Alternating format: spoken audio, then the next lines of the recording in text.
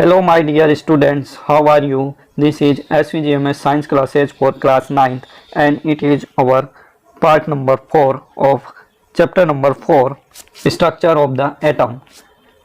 इस पार्ट से पहले हमने वैलेंसी के कंसेप्ट के बारे में डिस्कस किया था और हमने देखा था कि किस तरह से कोई भी एलिमेंट अपने वैलेंस शेल में जो वैलेंस इलेक्ट्रॉन होते हैं उनके आधार पर अपनी वैलेंसी शो करता है। और सबसे अच्छा तरीका मैंने आपको बता दिया था कि वैलेंसी याद रखने के लिए आपको उनकी ग्रुप नंबर याद रखना चाहिए। जैसे फर्स्ट ग्रुप वालों की वैलेंसी +1 होती है, सेकंड वालों की +2 होती है, फिर जो 13 ग्रुप वाले एलिमेंट्स होते हैं उनकी +3 होती है, फिर 14 वालों की +4, फिर 15 वालों की -3, फिर 16 वालों की -2, फिर उसके बाद 17 वालों की -1 और 18 ग्रुप वालों की वैलेंसी 0 होती है। तो यदि आपने वो पार्ट नहीं देखा है तो आप उसको भी पहले ज़रूर देख लें और उसके बाद आप आगे बढ़ें। तो आज हम अपना नया टॉपिक शुरू करने वाले हैं and it is atomic number and mass number.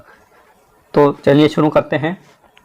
Atomic number, we know that protons are present in the nucleus of an atom. तो हमें पता है कि जो प्रोटॉन्स होते हैं एटम के अंदर वे एटम के न्यूक्लियस में प्रेजेंट होते हैं, न्यूक्लियस के अंदर। It is the number of protons of an atom which determines it's atomic number. तो एटम के अंदर जो प्रोटॉन्स होते हैं वे ही किसी भी एटम का एटॉमिक नंबर डिफाइन करते हैं। मतलब हम जैसे पीरियोडिक टेबल में पढ़ते हैं 1 2 3 4 5, इस तरह से उनके एटॉमिक नंबर होते हैं एटम्स के। तो वे एटॉमिक नंबर जो होते हैं वे एक्चुअली प्रोटॉन्स की संख्या बताते हैं।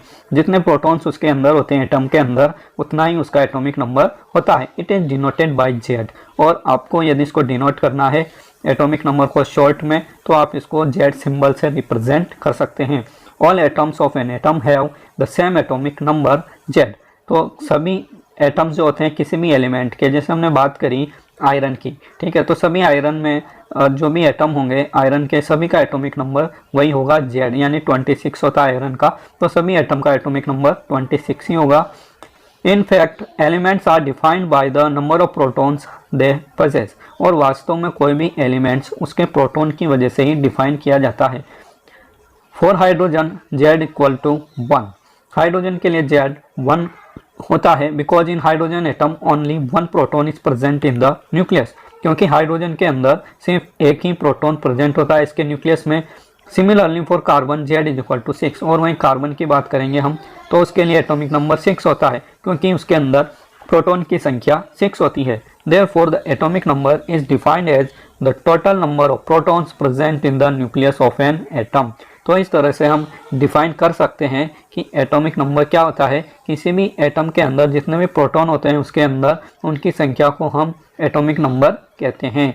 ठीक है, तो आप इस डेफिनेशन को जरूर नोट कर लें। It is definition of atomic number. हम दोबारा पढ़ते हैं इसको। Atomic number is defined as the total number of protons present in the nucleus of an atom. तो किसी भी एटम का एटॉमिक नंबर उसके न्यूक्लियस में प्रेजेंट प्रोटॉन की संख्या के बराबर होता है। ठीक है, then we come to our next topic and it is 4.5.2 mass number. After studying the properties of the subatomic particles of an atom, we can conclude that mass of an atom is practically due to protons and neutrons alone. तो हमने सारे सब atomic particles की property को पढ़ा है और scientist ने जब इनको पूरी अच्छी तरह से इनकी सारी प्रॉपर्टीज़ को पढ़ा तो उन्होंने कॉन्क्लूड किया कि किसी भी एलिमेंट का जो मास होता है उसका द्रव्यमान होता है वह उसके प्रोटॉन और न्यूट्रॉन्स के कारण होता है। मास में इलेक्ट्रॉन का कोई रोल यहाँ पर नहीं होता है। These are present in the nucleus of an atom. और इलेक्ट्रॉन और प्रोटॉन कहाँ पाए जाते हैं? किसी भी एटम के न्यूक्लियस में, केंद्रक में पाए जाते हैं। Hence proton and neutrons are also called nucleons. इसी कारण से हम प्रोटॉन और न्यूट्रॉन को न्यूक्लियॉन्स भी कहते हैं। ठीक है, तो न्यूक्लियॉन्स यदि आपके कहीं शब्द आता है तो आप समझ जाइए कि न्यूक्लियॉन्स किसके लिए यूज किया जा रहा है, प्रोटॉन और न्यूट्रॉन के लिए यूज किया जा रहा है। ये आपके लिए एक नया शब्द है तो आप इसको भी नोट करके रखें। Nucleons means proton and neutrons. Therefore, the mass of an atom reside in its nucleus। इस कारण से जो मास होता है एटम का वह न्यूक्लियस में ही होता है। क्योंकि हमें पता है एटम का मास प्रोटॉन और न्यूट्रॉन के कारण होता है और प्रोटॉन और न्यूट्रॉन न्यूक्लियस में होते हैं तो जो एटम का मास है वह भी न्यूक्लियस में ही स्थित होता है। For example mass of carbon is 12 unit because it has 6 proton and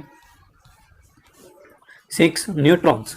हम लिखते हैं कि कार्बन का जो मास होता है वह 12 एटॉमिक मास यूनिट होता है। क्यों होता है ऐसा? क्योंकि इसके अंदर 6 प्रोटॉन है और 6 ही न्यूट्रॉन भी हैं, तो दोनों मिलकर यहाँ पर 12 एटॉमिक मास यूनिट इसका मास बनाते हैं।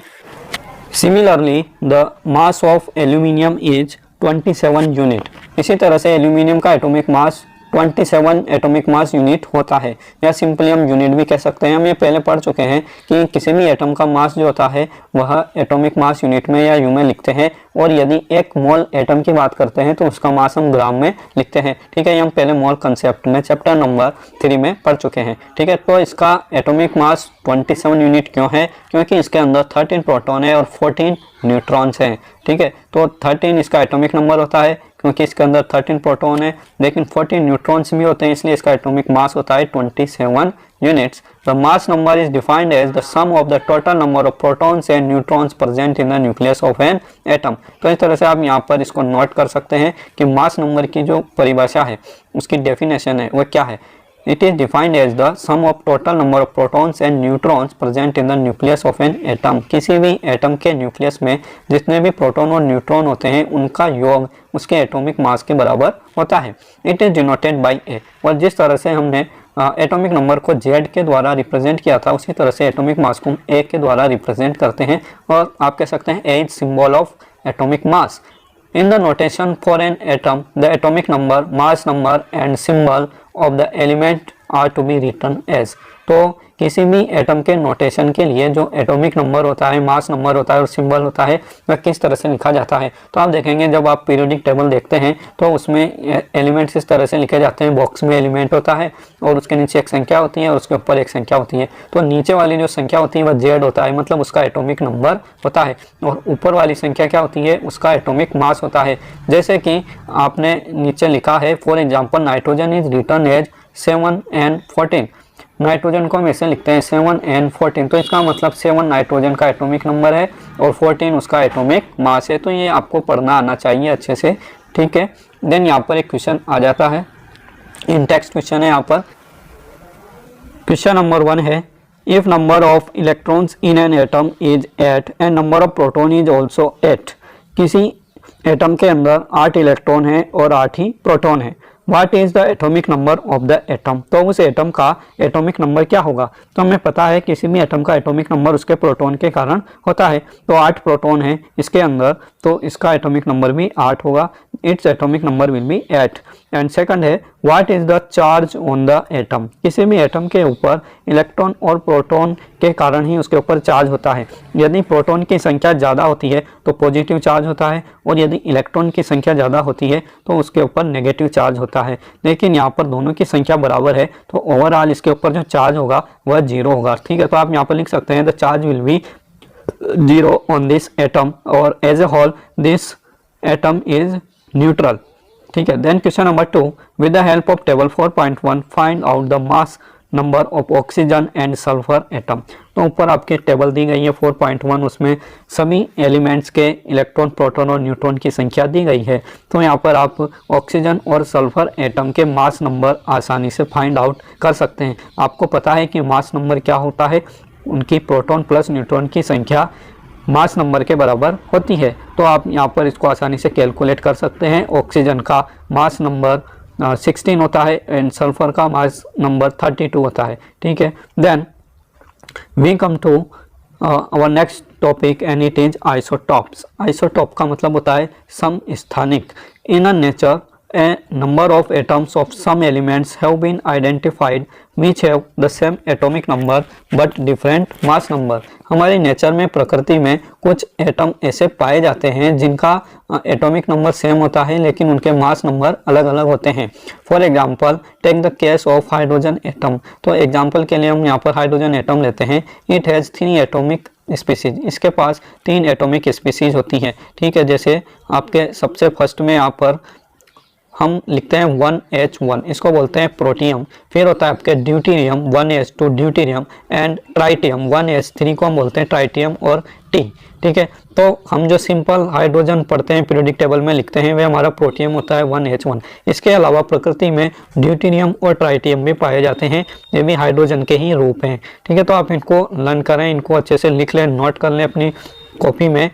The atomic number of each one is 1। सभी का एटॉमिक नंबर यहाँ पर 1 है, लेकिन इनका मास नंबर अलग अलग है, 1, 2 एंड 3 रेस्पेक्टिवली। जैसे हमने ऊपर सीखा था कि जो जेड होता है उसको नीचे लिखते हैं और ए यानी मास नंबर जो होता है उसको ऊपर लिखते हैं। तो इस तरह से यहाँ पर इनके जो मास नंबर हैं वह अलग अलग है, 1, 2 एंड 3, क्योंकि इनके अंदर न्यूट्रॉन की संख्या अलग अलग है। प्रोटियम के अंदर न्यूट्रॉन नहीं होता है, ड्यूटेरियम के अंदर 1 न्यूट्रॉन होता है और ट्राइटियम के अंदर 2 न्यूट्रॉन होते हैं, इसलिए इनका मास नंबर हो जाता है 1, 2 एंड 3 रेस्पेक्टिवली।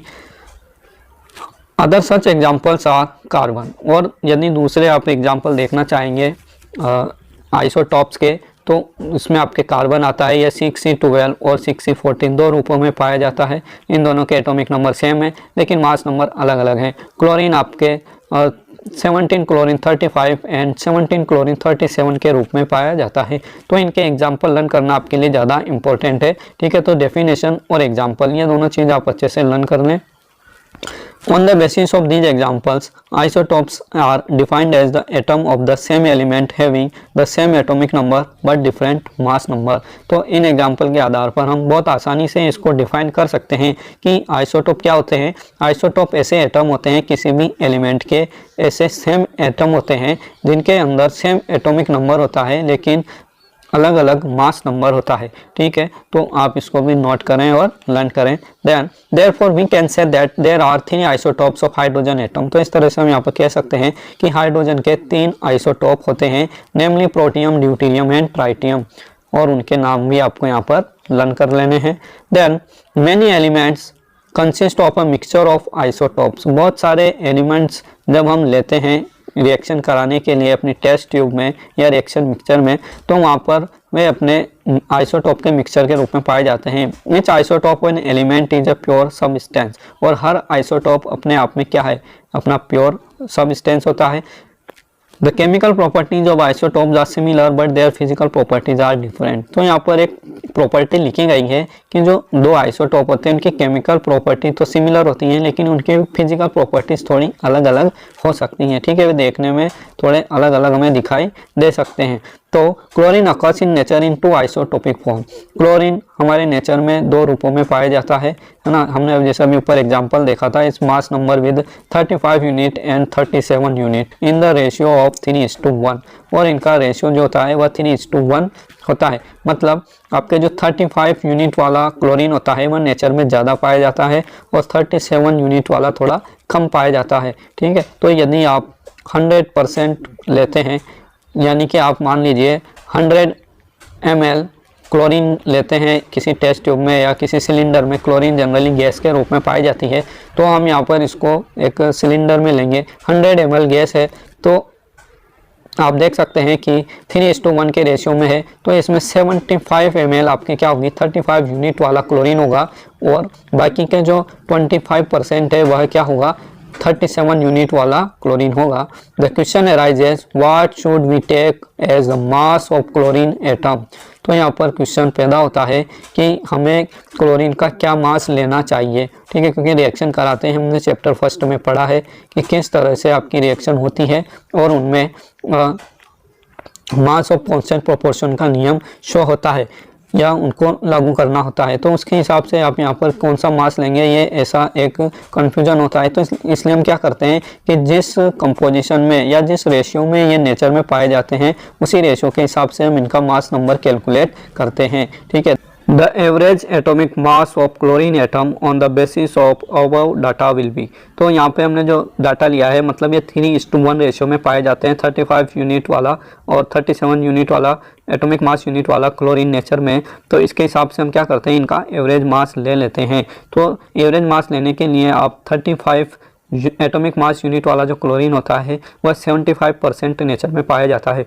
आप आसानी से इसकी परसेंटेज निकाल सकते हैं। 3:1 है, मान लीजिए टोटल 4 है तो उसका 3/4 आपके 35 यूनिट है, 3/4 का मतलब 75% होता है, ठीक है। तो हम यहाँ पर इसको 75/100 से मल्टीप्लाई करेंगे तो 35 का 75% निकल कर आएगा। और यदि हम इसको 25/100 से मल्टीप्लाई करेंगे 37 को, तो 37 का 25% यहाँ पर निकल कर आएगा। तो ठीक है, यहाँ पर आप कैलकुलेट कर सकते हैं। इसको हम यहाँ पर 25 से इसको काट देंगे, 25 3 75 और 25 चौक 100, ठीक है। तो 3 से हम इसको 35 को मल्टीप्लाई करेंगे तो 35 इंटू 3 विल बी 105/4। इसी तरह से हम यहाँ पर 1/4 से इसको मल्टीप्लाई करते हैं, ठीक है, 37 को, तो ये आ जाता है 37/4, ठीक है। अब इनने इसको जोड़ दिया, एलसीएम हमारे 4 हो गया, तो 142/4 will be equal to 35.5 atomic mass unit. तो इस तरह से आपके जो क्लोरीन है उसका एवरेज एटॉमिक मास निकल कर आता है 35.5 एटॉमिक मास यूनिट।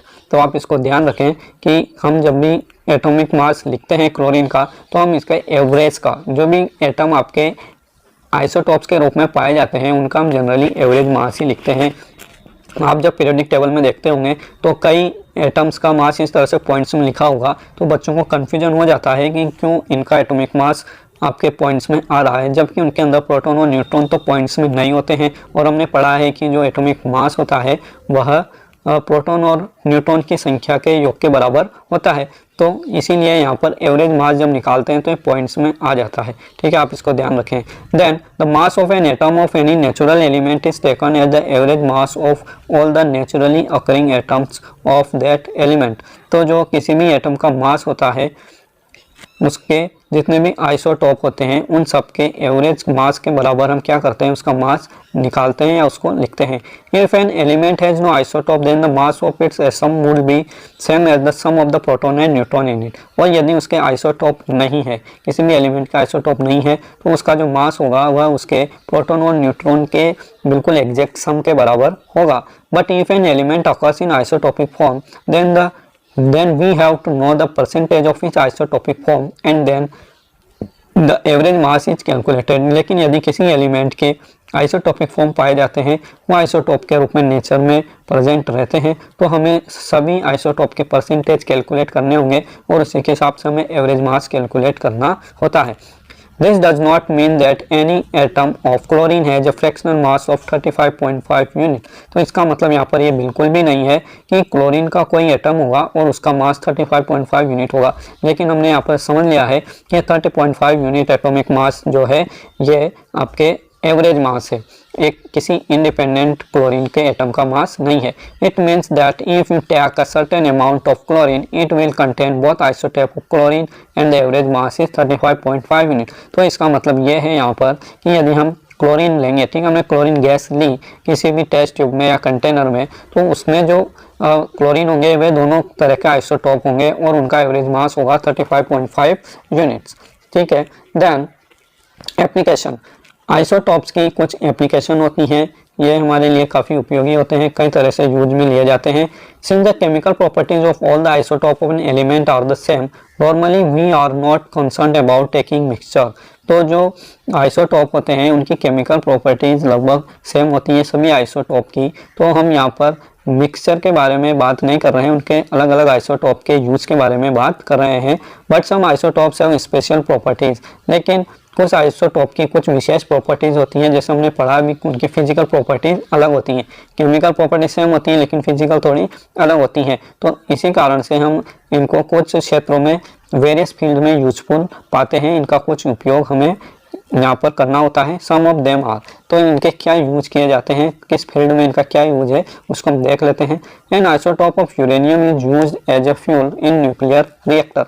आपके जो परमाणु बिजली घर होते हैं वहाँ पर यूरेनियम का आइसोटॉप होता है यूरेनियम 92 यूरेनियम 235, इसको हम यूज करते हैं। यूरेनियम के वैसे टोटल 7 आइसोटॉप होते हैं, ठीक है, आप नीचे डायग्राम में देख पा रहे होंगे, इसके 7 आइसोटॉप होते हैं, जिसमें से जो 92 यूरेनियम 235 होता है इसका यूज हम क्या करते हैं, न्यूक्लियर रिएक्टर्स में करते हैं। Okay, then an isotope of cobalt is used in the treatment of cancer. आपने सुना होगा कि रेडियोथेरेपी की जाती है, कैंसर के पेशेंट को रेडियोथेरेपी दी जाती है, तो उसके अंदर हम क्या करते हैं, कोबाल्ट का आइसोटॉप होता है। कोबाल्ट का एटॉमिक नंबर 27 होता है और इसका एक एटॉमिक नंबर 27 एटॉमिक नंबर वाला एक आइसोटॉप होता है 27 कोबाल्ट 60। इसका यूज कहाँ करते हैं, हम कैंसर के ट्रीटमेंट में करते हैं। इसी तरह से आपके थर्ड यूज है an isotope of iodine is used in the treatment of goitre. आपको पता होगा कि गाइटर गले का एक रोग होता है, आयोडीन की कमी होने के कारण गला फूलकर बड़ा हो जाता है, ठीक है, तो वह बीमारी आपकी गाइटर कहलाती है और इसमें हम आयोडीन के ही एक आइसोटॉप को यूज करते हैं 53 आयोडीन 131, इसका यूज हम गॉइटर के ट्रीटमेंट में करते हैं। ठीक है, तो इस तरह से आपके जो आइसोटॉप्स हैं इनके कई सारे यूज हमारे पास हैं और ये आपको याद होना चाहिए, लर्न होना चाहिए। Then we come to our last topic of this chapter and this is 4.6.1 isobars. Let us consider two elements. Isobar का मतलब बताए समभारिक। जिस तरह से आइसोटॉप होते हैं सम स्थानिक यानी कि उनका स्थान सेम होता है, लेकिन आइसोबार में क्या होता है, इनका भार सेम होता है, आइसोबार। ठीक है, let us consider two example. यहाँ पर दो एग्जांपल है आपके पास, calcium atomic number 20 and argon atomic number 18। ठीक है, दो एग्जांपल है हमारे पास, कैल्शियम जिसका एटॉमिक नंबर 20 होता है और आर्गन का एटॉमिक नंबर 18 होता है। The number of protons in this atom in different, in atoms में नंबर ऑफ प्रोटॉन की संख्या अलग अलग है, क्योंकि जितना प्रोटॉन होता है उतना ही उसका एटॉमिक नंबर होता है। But the mass number of both these elements is 40, लेकिन इन दोनों का जो मास नंबर है वह क्या है, बिल्कुल सेम है और वह 40 है। That is the total number of nucleons is the same in the atoms of this pair of elements. तो इसका मतलब ये हुआ कि जो न्यूक्लियॉन्स है मतलब न्यूट्रॉन प्लस प्रोटॉन, दोनों का जो भार है वह दोनों का भार क्या है, यहाँ पर सेम है।